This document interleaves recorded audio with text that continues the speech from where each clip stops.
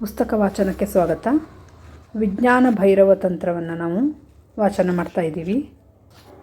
ಈಗ 9 ಸೂತ್ರಗಳು ಮುಗಿದಿದೆ. ಆಮೇಲೆ ಸ್ವಲ್ಪ ಪ್ರಶ್ನೋತ್ತರಗಳಿದೆ, ನೋಡೋಣ. ಮೊದಲನೇ ಪ್ರಶ್ನೆ, ಕನಸು ಕಾಣುತ್ತಿರುವಾಗ ಎಚ್ಚರದ ಸ್ಥಿತಿಯಲ್ಲಿ ಇರುವುದು ಹೇಗೆ ಅಂತ ಕ್ವಶನ್ ಇದೆ. ಧ್ಯಾನವನ್ನು ಅಭ್ಯಾಸ ಮಾಡಬೇಕೆಂದು ಬಯಸುವವರಿಗೆಲ್ಲರಿಗೂ ಇದು ಮುಖ್ಯವಾದ ಪ್ರಶ್ನೆ. ನಿರಂತರವಾಗಿ ನೀವು ಕನಸು ಕಾಣುತ್ತಿರುವಿರಿ. ನಿದ್ದೆಯಲ್ಲಿ ಹಾಗೂ ಎಚ್ಚರದಲ್ಲೂ ಕನಸು ಕಾಣುವಿರಿ. ಕಣ್ಣು ಮುಚ್ಚಿ ನೋಡಿ. ನೀವು ಕನಸು ಕಾಣುತ್ತಿರುವಿರಿ. ಬೆಳಗಿನ ಯಾವುದಾದರೂ ಸಮಯದಲ್ಲಿ ಆಗಲಿ, ಅದು ಹೋಗುವುದಿಲ್ಲ, ನಿರಂತರವಾಗಿ ಇರುತ್ತದೆ. ದಿನನಿತ್ಯದ ಕಾರ್ಯಗಳಲ್ಲಿ ಅದು ಮಲ್ಪಟ್ಟಿರುತ್ತದೆ, ಒಳಗೆ ಇರುತ್ತದೆ. ರಾತ್ರಿ ಕಾಣುವ ನಕ್ಷತ್ರಗಳು ಬೆಳಗಿನ ಸಮಯದಲ್ಲೂ ಇರುತ್ತವೆ.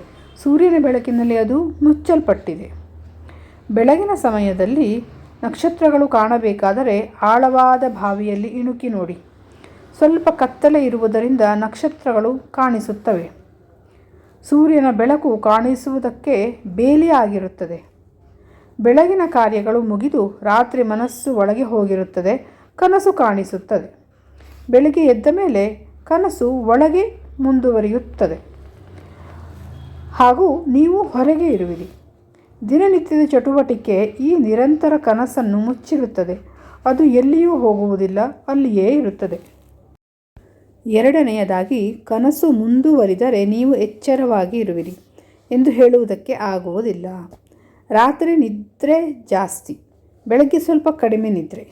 ಒಂದಕ್ಕೊಂದು ಸಂಬಂಧ ಇದೆ.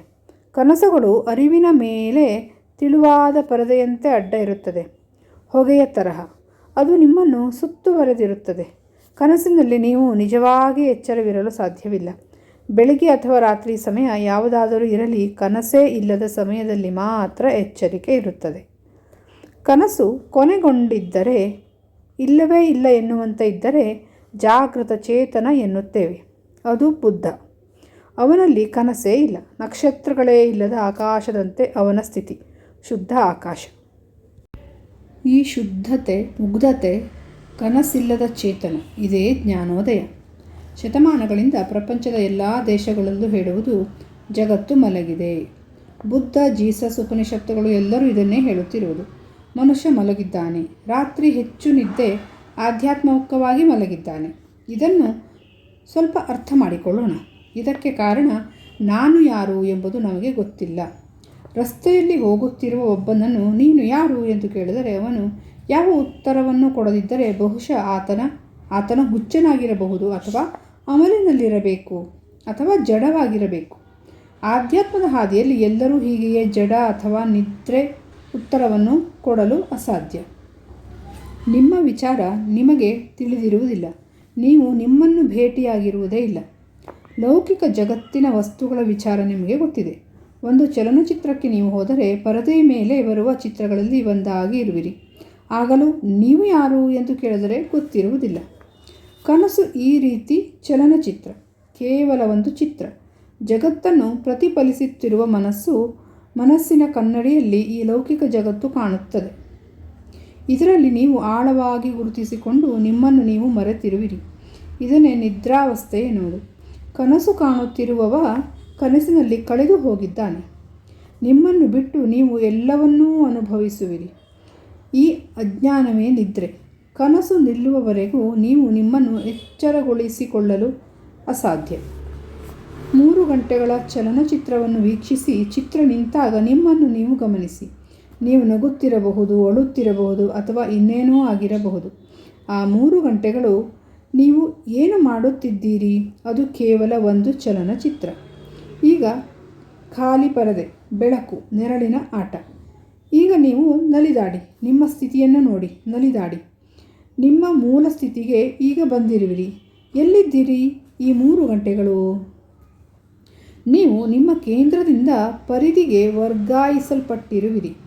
ಚಲನಚಿತ್ರ 3 ಗಂಟೆ ಮಾತ್ರ. ಆದರೆ ಈ ಕನಸು ಜನ್ಮದಿಂದ ಜನ್ಮಕ್ಕೆ. ಈ ಕನಸು ತಕ್ಷಣ ನಿಂತರೆ ನೀವು ಯಾರು ಎಂದು ನಿಮ್ಮನ್ನು ಗುರುತಿಸಲು ಆಗುವುದಿಲ್ಲ. ಭಯವಾಗಬಹುದು, ಅಥವಾ ಮೂರ್ಛೆ ಬರಬಹುದು. ಪುನಃ ಆ ಚಲನಚಿತ್ರಕ್ಕೆ ಮೊರೆಹೋಗುವಿರಿ, ಏಕೆಂದರೆ ಅದು ಗೊತ್ತಿರುವ ಸಂಗತಿ, ಅದಕ್ಕೆ ನೀವು ಹೊಂದಿಕೊಂಡು ಅಭ್ಯಾಸವಾಗಿ ಬಿಟ್ಟಿರುವ ಸಂಗತಿ. ಈ ರೀತಿ ಆಕಸ್ಮಿಕವಾಗಿ ಕನಸು ನಿಂತರೆ ಜ್ಞಾನೋದಯವಾಗುವ ಸಂಭವ ಇರುತ್ತದೆ. ಝೆನ್ ಪದ್ಧತಿಯಲ್ಲಿ ಇದಕ್ಕೆ ದಾರಿ ಇದೆ. ಇದು ಸಾಮಾನ್ಯರಿಗೆ ಒತ್ತಡ ತರುತ್ತದೆ. 112 ಸೂತ್ರಗಳಲ್ಲಿ ಇದು ಒಂದು ಸೂತ್ರ. ಅದನ್ನು ತಡೆದುಕೊಳ್ಳುವ ಸಾಮರ್ಥ್ಯ ಎಲ್ಲರಿಗೂ ಇರುವುದಿಲ್ಲ. ಸಾಯಲೂಬಹುದು.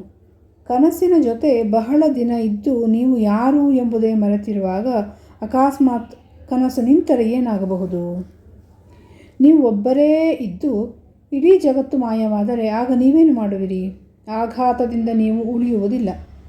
ಇದೇ ರೀತಿ ತಕ್ಷಣ ಕನಸು ನಿಮ್ಮಿಂದ ಇಲ್ಲವಾದರೆ, ನಿಮ್ಮ ಕನಸಿನ ಜಗತ್ತು ಮಾಯವಾದರೆ ನೀವು ಇಲ್ಲವಾಗುವಿರಿ. ನಾವು ಈ ಪ್ರಪಂಚದಲ್ಲಿ ನಿಜವಾಗಲೂ ಇಲ್ಲ. ನಮ್ಮ ಸುತ್ತಲೂ ಇರುವ ವಸ್ತುಗಳೇ ಈ ಜಗತ್ತು ಅಲ್ಲ. ನಮ್ಮ ಜಗತ್ತು ಕನಸುಗಳು ಮಾತ್ರ. ಈ ಕನಸಿನಿಂದಲೇ ನಮ್ಮ ಜಗತ್ತು ನಿರ್ಮಾಣವಾಗಿದೆ. ಇರುವ ಒಂದು ಜಗತ್ತಿನ ವಿಚಾರ ನಾವು ಮಾತನಾಡುತ್ತಿಲ್ಲ. ಭೌಗೋಳಿಕವಾಗಿ ಇರುವುದೊಂದೇ ಜಗತ್ತು.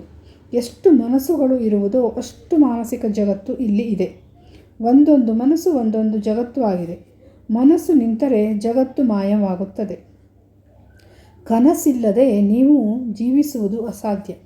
ಇದರಿಂದಲೇ ತಕ್ಷಣದ ದಾರಿಗಳನ್ನು ಉಪಯೋಗಿಸುವುದಿಲ್ಲ. ನಿಧಾನವಾಗಿ ಸಾಗುವ ಪದ್ಧತಿಗಳನ್ನೇ ಉಪಯೋಗಿಸುವುದು. ನೀವು ಕೃತಕವಾದ ಕನಸುಗಳಿಗೆ ಶ್ರುತಿಗೊಂಡಿರುವಿರಿ. ನಿಜವಾದುದನ್ನು ನೀವು ಎದುರಿಸಲಾಗುವುದಿಲ್ಲ. ಕೃತಕವಾಗಿ ಬೆಳೆಸುವ ಸಸ್ಯಗಳ ಜಾತಿಗೆ ಸೇರಿದವರು ನೀವು. ಕನಸುಗಳಲ್ಲಿಯೇ ಬೆಳೆಯುವವರು. ಅವು ನಿಮಗೆ ಕನಸು ಮಾತ್ರ ಅಲ್ಲ, ಅದೇ ವಾಸ್ತವ. ಅದೇ ವಾಸ್ತವೇ ಆಗ್ಬಿಟ್ಟಿದೆ ನಮಗೆ ಅಂತ ಅಂದ್ಕೊಂಡ್ಬಿಟ್ಟಿದ್ದೀವಿ ಅಂತ. ಕ್ರಮೇಣವಾಗಿ ಸಾಗುವ ಪದ್ಧತಿಯನ್ನು ಇಲ್ಲಿ ಉಪಯೋಗಿಸುವುದು ಏಕೆಂದರೆ ನಿಧಾನವಾಗಿ ಜ್ಞಾನೋದಯವಾಗಲಿ ಎಂಬುದಕ್ಕಲ್ಲ. ಜ್ಞಾನೋದಯ ಎಂದಿಗೂ ಕ್ರಮೇಣ ಆಗುವುದಲ್ಲ. ಅದಕ್ಕೆ ಸಮಯ ಬೇಕಾಗಿಲ್ಲ. ತಕ್ಷಣ ಆಗುವುದು. ಅದು ಎಂದೋ ಭವಿಷ್ಯದಲ್ಲಿ ಆಗುವುದೂ ಅಲ್ಲ. ಈ ಪದ್ಧತಿಯಿಂದ ನಿಧಾನವಾಗಿ ಸಾಗುವುದರಿಂದ ಜ್ಞಾನೋದಯದ ಜ್ಞಾನ ನಿಮಗೆ ಸಿಗುವುದಲ್ಲದೆ ಅದನ್ನು ಭರಿಸುವ ಶಕ್ತಿ ಗಳಿಸುವುದು ಇಲ್ಲಿನ ಉದ್ದೇಶ. ಆಗುವುದು ಆದರೆ ಅದು ಶಕ್ತಿಯುತವಾಗಿ ಎದುರಿಸುವ ಸಾಮರ್ಥ್ಯ ಬಂದಿರುತ್ತದೆ. ತಕ್ಷಣ ಜ್ಞಾನೋದಯವಾಗುವುದಕ್ಕೆ 7 ಸೂತ್ರಗಳು ಇವೆ. ಅದನ್ನು ಎದುರಿಸುವ ಸಾಮರ್ಥ್ಯ ನಿಮಗೆ ಇಲ್ಲ. ಕುರುಡಾಗುವ ಸಾಧ್ಯತೆ ಇರುತ್ತದೆ. ಅತಿಯಾದ ಬೆಳಕು, ಅತಿಯಾದ ಆನಂದ, ಸಾಯುವ ಸಾಧ್ಯತೆ ಇರುತ್ತದೆ. ನೋಡಿ ಎಷ್ಟು ಸುಂದರವಾಗಿ ಹೇಳಿದ್ದಾರೆ ಅಂದರೆ, ಜ್ಞಾನೋದಯ ಅಂದರೆ ಒಂದೇ ಕ್ಷಣದಲ್ಲಾಗೋದು. ನಾವೀ ಸಾಧನೆಗಳು ಮಾಡ್ತಾ ಇರುವಾಗ ಜ್ಞಾನೋದಯ ಶುರುವಾಗಿದೆ, ಕ್ರಮೇಣ ಆಗ್ತಾ ಇದೆ ಅಂತ ಅಲ್ಲ. ಆ ಜ್ಞಾನೋದಯವನ್ನು ತಡ್ಕೊಳ್ಳೋಕ್ಕೆ ನಮಗೆ ಶಕ್ತಿ ಬೇಕಲ್ಲ, ಆ ಶಕ್ತಿಯನ್ನು ನಾವು ಈ ಸಾಧನೆಗಳಿಂದ ಪಡಿತೀವಿ ಅನ್ನೋದು.